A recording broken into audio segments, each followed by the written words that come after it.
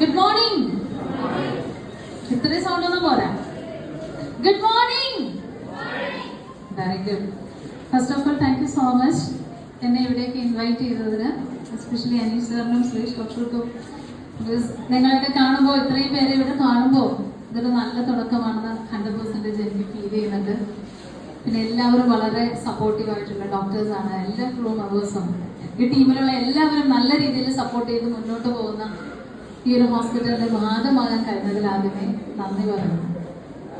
എന്നാൽ എനിക്ക് നിങ്ങളോട് പറയാനുള്ളത്, ഇവിടെ വന്നാല് എന്നെ കൊണ്ട് എന്തെല്ലാം കാര്യങ്ങൾ ചെയ്യാൻ സാധിക്കും എന്നുള്ളത് കൃത്യമായി പറയുക എന്നുള്ളതാണ്. ഒന്നാമത്തെ കാര്യം, നമ്മുടെ നാട്ടില് സൈക്കോളജി എന്നൊരു വാക്ക് കേൾക്കുമ്പോൾ തന്നെ എല്ലാ ആളുകളും ആദ്യമേ ചിന്തിക്കുന്നത്, ആരാണ് സൈക്കോളജിസ്റ്റ്? ഒരു സൈക്കോളജിസ്റ്റിന്റെ മുമ്പിൽ നമ്മൾ എപ്പോഴാണ് പോകുന്നത്? സൈക്കോളജിസ്റ്റിനെ കാണാൻ പോയാൽ നമ്മൾ ഒരു മാനസിക രോഗിയാണ് എന്ന് ആളുകൾ പറയോ? എനിക്ക് തന്നെ അറിയാം, എൻ്റെ അടുത്ത് വന്നിട്ടുള്ള ഒരുപാട് ആളുകൾ അവരുടെ മാരേജ് ഒക്കെ സെറ്റ് ആകുമ്പോൾ എന്നെ വന്ന് വിളിച്ചിട്ട് അനുഗ്രഹം തരണം എന്നൊക്കെ പറയും. എന്നിട്ട് പറയും, മാം വരരുത് കേട്ടോ.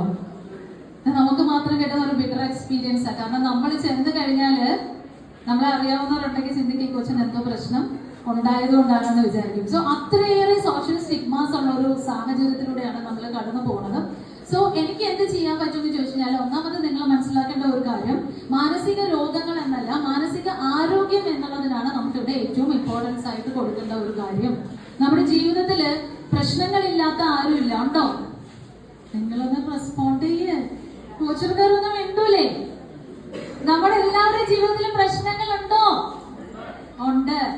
എന്നാല് ഈ പ്രശ്നങ്ങൾ വരുന്ന സമയത്ത് ആളുകൾ വിചാരിക്കുന്നത് എന്താ? ഓ, കഴിഞ്ഞു, മൊത്തം കഴിഞ്ഞു. നമ്മളൊരു കാര്യം ആലോചിച്ച് നോക്കി, ലോകത്തിന്റെ ചരിത്രത്തിൽ ഇന്ന് വരെ പൂട്ട് മാത്രമായിട്ട് ആരും ഉണ്ടാക്കിയിട്ടില്ല. പൂട്ടുണ്ടെങ്കിൽ താക്കോലും ഉണ്ട്.